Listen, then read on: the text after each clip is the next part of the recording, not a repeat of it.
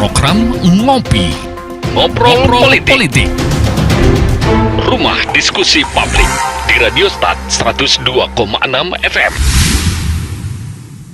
Terima kasih Anda masih bersama kami di 102,6 FM pada program Ngopi Ngobrol Politik. Kita mengangkat tema tadi, politik uang racun demokrasi bisakah dibendung? Baik, sahabat di Start FM, kita ke pertanyaan berikutnya nih. Apakah politik uang ini akan terus menjadi momok bagi demokrasi kita atau masih ada harapan untuk mendewasakan para peserta pemilu, baik itu partai politik, masyarakat kita dan semua penyelenggaranya? Pertanyaan ini kita sampaikan pada Pak Joko sebagai Bawaslu. Masihkah ini momok besar ini gitu? Terus upaya-upaya apa lagi yang kita lakukan? Ya, kecuali berusaha menggandeng. Ya. Kan kita begini Pak ya, saya jelaskan. Tugas pokok dari Bawaslu itu sebenarnya diberikan oleh undang-undang dalam dua hal. Volumenya Pak dalam dua hal. Yang pertama pencegahan, ya. Penindakan, ya. Proses pengawasan yang dilakukan itu dalam rangka dua hal tadi. Maka kalau kita katakan bahwa dalam apa yang dilakukan, maka dalam dua hal ini, apa yang terprogram dalam pencegahan, yang pertama melakukan pelibatan terhadap semua organ, baik organ peserta pemilu dalam rangka penyampaian regulasi, walaupun kami yakin bahwa partai politik itu bukan nggak tahu regulasi. Tahu dia ya. Tahu regulasi. Dan memang ahlinya dia di situ ya. Dia yang membuat ya. Dia membuat. Ya oke. Merekrut masyarakat, menghadirkan masyarakat, menyampaikan langsung kepada masyarakat tentang beberapa tentang regulasi dan menyampaikan sanksi-sanksinya. Ya. Yang kedua, itulah bisa kita lakukan dalam pencegahan. Programnya disesuaikan dengan kearifan kita. Sama seperti kita tadi tangkap bahwa karena kita masyarakatnya religius, maka kita berusaha menggandeng MUI. Nah ini mungkin saya dapat masukan baru ini dari Pak Maulani ini tadi, bahwa ternyata ada kekuatan khusus yang dimiliki oleh perkahandian yang bisa dipatuhi oleh masyarakat. Mungkin ini akan bagian yang nanti jadi perhatian khusus kami untuk mungkin dalam kurun waktu beberapa waktu menjelang pemilu ini kita lakukan pelibatan terhadap perkahandian ini. Nah inilah yang terus menerus kita lakukan, sembari juga yang pasti kita terus mengingatkan lewat pers maupun lewat media tentang bahaya money politik ini. Yang nggak kalah penting tentu saja dalam proses penindakan. Tapi saya sampaikan tadi, kita sampai hari ini tetap komit. Kalau memang selama kita mendapatkan bukti dan saksi cukup, proses penegakan hukum walaupun langit runtuh kita tegakkan. Itu. Komitmen. Jadi persoalan bagaimana partisipasi dari kita sebagai kita masyarakat membantu Bawaslu ini. Bawaslu secara kuantitatif tadi disampaikan Bang Iskandar bahwa nggak mungkin bisa menjangkau semua masyarakat. Kalau masyarakat bisa membantu, maka itu akan semakin efektif. Kalau tidak, maka mau tidak mau kami hanya mengandalkan temuan. Dan jujur berdasarkan data proses penanganan pelanggaran yang sudah kita lakukan. Proses dari Pilgub kemarin Pak, dari Pilgub. Kalau dari Pilpres ini memang kami masih berjalan tertatih-tatih. Maksudnya tertatih-tatih bukan apa-apa. Sampai hari ini kami masih sedang mencari yang memenuhi unsur. Mencari bukan mencari salah orang. Sedang berusaha membuktikan. Iya. Tapi memang kalau kita belajar dari proses Pilgub yang kita awasi juga tahun lalu, memang dominan itu pada akhirnya yang banyak itu temuan ya. Dari 3 kasus pelanggaran itu 2 dianya temuan, 1 laporan. Semuanya bisa kita selesaikan. Tapi ini membuktikan bahwa partisipasi lebih rendah ternyata daripada kinerja pengawas. Dan ini saya yakin kalau ini dibiarkan, artinya partisipasi ini tetap tidak muncul dengan secara signifikan, ini nggak akan bisa menghasilkan terlalu banyak kecuali tadi memang ada proses pencegahan. Baik. Ini partisipasi itu sangat sedikit sekali ya. Dari masyarakat, dari lembaga-lembaga. Dari lembaga-lembaga sampai hari ini kita kan sudah menerima, sudah menerima kewenangan dari undang-undang bahwa kita akan sebagai lembaga yang meregistrasi semua pemantau. Saya pikir belum ada kecuali di Jakarta. Artinya tidak ada organ lokal di sini yang berpikir untuk jadi pemantau atau memang tidak difasilitasi Bawaslu, ada organ-organ masyarakat atau komunitas-komunitas untuk melakukan pengawasan itu? Dalam setiap pertemuan kita dengan masyarakat, kita bertemu dengan OKP, kita bertemu dengan kelompok-kelompok mahasiswa, kita sampaikan bahwa ada hak masyarakat untuk membentuk organ-organ pemantau pemilu. Tapi sampai hari ini belum ada. Memang sudah ada sekitar 17 pemantau pemilu, tapi semuanya karena yang berskala nasional. Belum ada tingkat lokal ya? Belum ada. Oke. Tapi saya yakin kalau paling banyak melakukan pengaduan ke Bawaslu itu persoalan penempatan baleho barangkali ya? Iya, persoalan penertiban. Jadi memang itu baru setingkat itu? Ya, masih begitu. Tapi itu sifatnya kan sifat lebih banyak pada persoalan penertiban ya. Karena kan proses pelanggarannya Pak, untuk penertiban ini kan biasanya kita peringati dulu, ditertibkan sudah. Berbeda dengan proses-proses pelanggaran lainnya kan arahnya pidana, pelanggaran administratif, ini tentu berbeda. Ini kan ada pra penindakan kalau untuk persoalan penertiban. Baik, makasih Pak Bawaslu. Ini Bang Iskandar ini berkaca nih dari Pileg tahun 2014, di mana pada posisi itu Bang Iskandar sebagai incumbent dan memang belum bisa melanjutkan periodisasi berikutnya karena harga satu suara bisa mencapai 150.000. Itu 200 ya. Itu fakta ya Bang Iskandar ya. Nah, itu kan misalnya tentu ini adalah harga yang sangat mahal dibandingkan sampai miliaran misalnya untuk harga satu kursi kalau kita hitung secara nominal, belum lagi kerusakan moral hitungnya, itu kan tidak terbayar sebenarnya kan. Nah, jika batas aman untuk duduk di DPRD itu setidaknya misalnya 2.000 suara caleg harus mengeluarkan dana sekitar 300 sampai 500 juta rupiah. Nah, ini belum dihitung lagi untuk biaya lain, biaya APK-nya dan segala macam misalnya. Namun duduk di DPR itu mahal.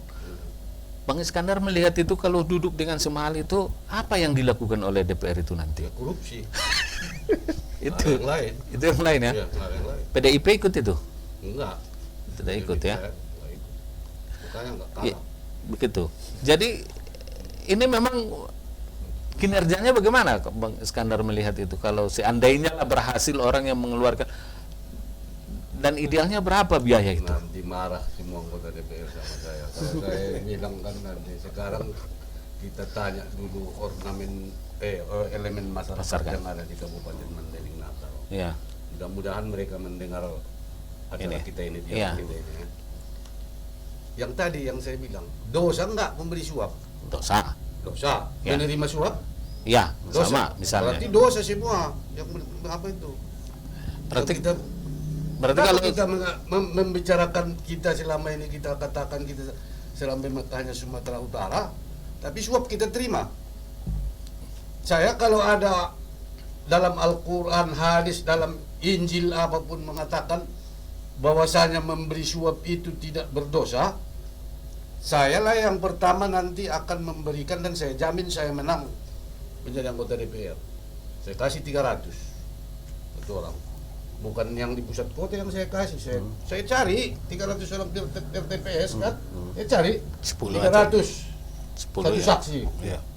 Ada lagi rumusnya yang lebih elegan, tidak dapat Bawaslu. Saya bikin saksi semua. Ya. Saya SK-kan kenapa rupanya? Dan itu boleh? Boleh. Uang saksi. Tapi pada dasarnya itu adalah money politik. Money politik. Sekarang kan niat kita tanya dulu kembali. Kalau saya mengatakan kita tanya dulu kembali niat yang gembar-gembor mengatakan bahwasanya ini dosa, itu dosa, ini dosa. Pileg dengan Pilpres ini, orang yang memberikan uang 100 atau berapapun kalau berdosa, ya udahlah. Kita hentikan saja dulu untuk memberikan. Artinya Bang Kandar tadi melihat bahwa itu sama sekali tidak memiliki kinerja lagi anggota DPR itu kalau seandainya dia berhasil dengan kos yang tinggi tadi, itu dia. Mereka lah yang menjawab. Kalau saya mengatakan nanti publik lah yang menjawab. Tidak etis. Tidak etis. Ya, tapi kalau di Facebook kita lihat ganti. Ada hashtag gitu ya. Kalau DPRD nggak bisa diganti, saya bilang. Yang bisa diganti adalah anggota DPR. Anggotanya. Ganti presiden katanya, nggak bisa kita ganti presiden. Yang bisa kita ganti si Jokowi. Ya, Nah, misalnya. misalnya kan. Kalau rakyat menginginkan. Kalau rakyat menginginkan. Kalau Tapi rakyat tidak presiden menginginkan. nggak bisa kita ganti. Ya. Orangnya yang bisa kita ganti. Ya. Jadi banyak di situ. Panjabungan Selatan. Saya bikin HL di Melintang Pos, pernah saya bikin Melintang Headline. Pos. Marsada Hatta. Mudah-mudahan mereka Marsada Hatta di sana. Ya. Bagus kan? Berarti kembali kepada yang di dalam ada niat. Oke, Niat baik. kita. Niat kita kalau ingin kita melahirkan anggota DPRD yang benar-benar kinerjanya sesuai dengan yang kita harapkan. Jangan. Ya udah, jangan terima uang dulu. Fokus gitu. Ini mohon maaf, masih ada anggota DPRD yang sekarang yang belum pernah mengucapkan Assalamualaikum warahmatullahi wabarakatuh di DPR. Kan bahaya ini. Oke, Ah, baik. Bang Kandar tadi tidak etis menilai itu hasilnya Pak Askolani. Pak Askolani melihat kalau kosnya tinggi itu bagaimana anggota DPR itu nanti bekerja? Ya, Pak Askolani juga pernah terlibat misalnya langsung di Kalau sekretariat. secara logisnya tidak mungkinlah bekerja ideal. Karena apa? Terbebani. Iya, kalau terbebani itu. Jadi kalau hitung-hitung dagang saja, kalau modalnya sekian, terus dengan cara sekian model penjualannya, Iya. tidak akan balik modal namanya itu. Pak Askolani kalkulasinya tidak bekerja itu berapa persen misalnya itu? Jadi Itu. Jadi Iya. begini Pak. Ya. Karena memang kosnya Iya, ini iya. masyarakat supaya memahami bahwa seorang Kalau anggota DPR itu ukuran kita ukuran bekerja, Iya. jadi ya, sesuai dengan konsep-konsep masalah fungsi DPR dan seterusnya. Iya. Jadi ya. Saya pikir itu banyak yang tidak bekerja sesuai dengan konsep idealis itu. Misalnya lah dulu ya. Ya. Saya 4 tahun di DPRD dulu. Iya. Biasanya dalam pengantar nota APBD Iya. itu disampaikan itu asumsi ekonomi makro, inflasinya berapa, kemudian Iya. angka laju ekonomi berapa. Tidak pernah saya dengar satu pun anggota DPR yang menanyakan menyoroti itu apa dampak pembangunan ini terhadap asumsi-asumsi ekonomi makro itu tidak pernah. Ya. Itu baru dalam skop kecil saja. Ya. Jadi ya memang seperti itu. Tapi Kalau modalnya sudah sebesar itu saja masuk, dia tidak mungkin akan berpikir masalah yang idealis seperti itu. Itu dia tidak menyoroti karena apa gitu? Karena memang kekurang pahaman. Bisa jadi. Tapi bintek mereka. itu bagaimana? Bisa jadi mungkin binteknya itu ya luput dari ingatan ketika selesai binteknya, bisa jadi seperti itu. Yang kedua mungkin bisa jadi anggota DPR juga tidak memahami ada hubungan makroekonomi dengan angka-angka APBD. Bisa jadi seperti itu. Ya, artinya karena takut misalnya dia bekerja itu karena kalkulasi kos yang tinggi tadi, dia memiliki target 3 tahun harus selesai. Iya. Apalagi itu biaya itu misalnya bersumber dari biaya apa gitu ya. Iya. Satu lagi Pak Askolani, sebagai pengamat tentu Pak Askolani melihat dari berbagai sisi dan kenyataan di lapangan. Apakah fenomena ini bentuk ketidakpercayaan masyarakat terhadap anggota DPR itu? Saya pikir kalau secara umumnya seperti itu. Cuma tidak lagi berapa persen Pak Askolani melihat tingkat kepercayaan masyarakat pada wakilnya sehingga harus ditransaksionalkan dengan uang gitu. Kalau saya pikir kalau dipatokkan dengan angka 90% ada. 90%. Dari semua caleg? Dari semua caleg. Termasuk Bang Kandar? Masuk lah. Sebenarnya 90% itu tidak dipercaya oleh nanti kan diuji lagi. Diuji Jadi lagi di begini pemilu sebenarnya ya. Pak ya, Ya. begini. Saya kan harapan saya ini ke partisipasi tadi, gitu ya. Partisipasi kan kuncinya di kelas menengah sebenarnya. Sepanjang kelas menengah di masyarakat tidak berpikir mengenai ini, tidak akan ada perubahan. Gitu ya. Dan tragisnya kelas menengah yang kita punya itu biasanya begitu mereka lulus universitas yang pertama mereka pikir untuk demokrasi yang lebih baik. Gitu ya. Apakah sistem ini udah bagus Pak Askolani dengan sistem semi terbuka ini misalnya? Saya pikir sistemnya juga ikut mempengaruhi. Kalau sistemnya salah, hasilnya juga salah. Kalau proporsional murni bisa nggak itu mengantisipasi money politik? Nggak. Sebenarnya dengan cara apapun kalau money politik itu mau dijalankan, Bisa jalan ya, dia. jalan ya. Karena maling kan lebih kreatif dari orang baik. Itu Iya, teorinya itu seperti teorinya itu. ya. Ya, oke. Pak Askolani baik. Terima kasih. Nampaknya kita sudah berdiskusi hampir 60 menit tanpa terasa waktu kita sangat sudah bergulir. Namun saya beri kesempatan untuk closing statement bagi narasumber, setiap narasumber kita untuk menyimpulkan dan memberi saran pendapat terkait dengan ini. Apa tentang membendung politik uang racun demokrasi, bisakah kita bendung? Kita mulai dengan Bang Kandar sebagai pelaku politik ini, sebagai kontestan pemilu, closing dan saran pendapatnya terkait dengan ini, Bung Kandar. Terima kasih. Kalau saya simpel saja saran dan pendapat saya terhadap untuk membantu politik uang ini. Yang pertama, seluruh elemen masyarakat yang merasa simpati terhadap demokrasi kita, itu menanamkan niatnya melakukan perubahan. Artinya saya bilang melakukan perubahan agar sama-sama ikut mengawasi seluruh kegiatan daripada pesta demokrasi yang sedang berjalan ini menuju pada tanggal 17 April. Kalaulah seluruh elemen masyarakat, khususnya masyarakat di mana TPS-TPS yang ada di seluruh daerah Mandailing Natal aja, nggak usah secara global negara kita skop Madinah saja.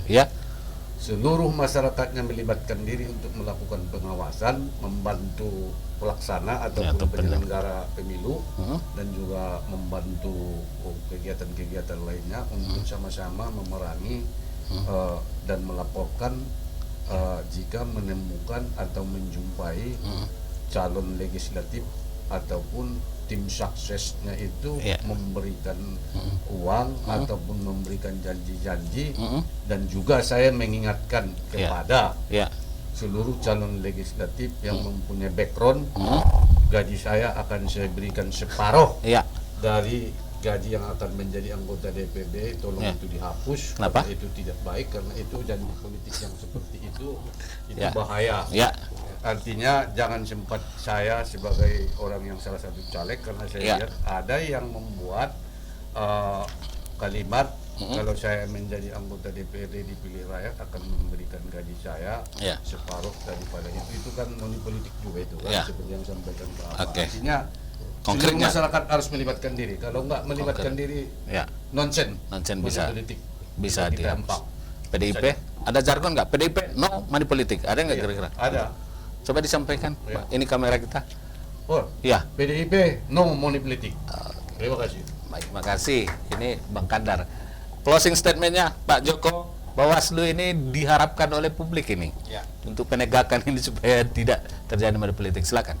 Yang pertama tentu Bawaslu menyadari betul bahwa estimasi publik, harapan dan ekspektasinya untuk persoalan penegakan hukum pemilu, khususnya dalam menolak money politik dari masyarakat sangat besar.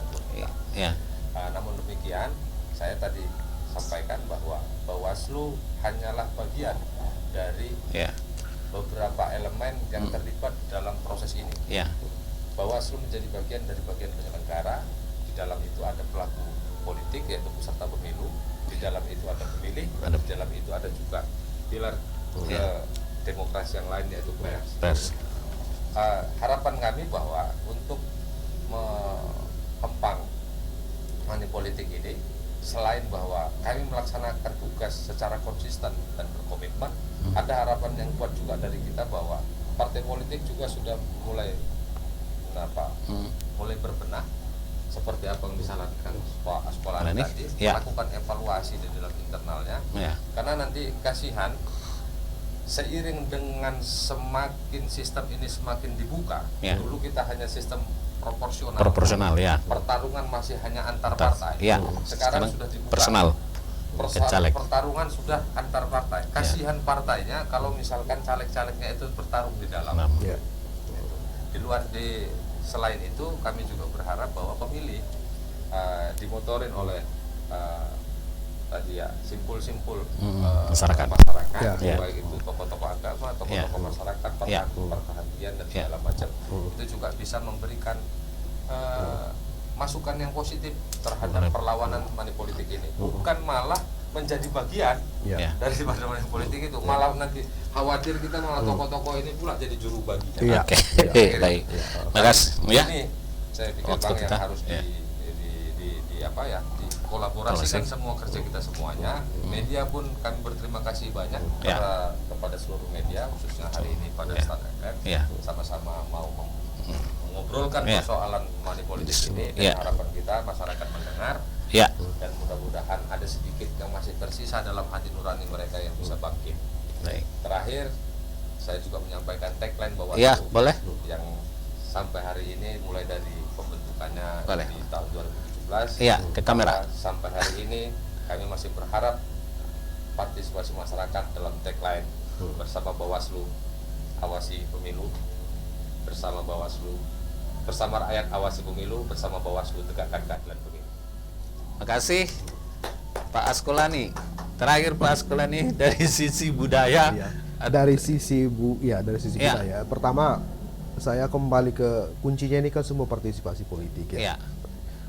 Tadi saya singgung masalah kelas menengah itu ya. Selama kelas menengahnya itu tidak peduli dengan ikon-ikon demokrasi, ini nilai-nilai semua tidak akan membawa hasil.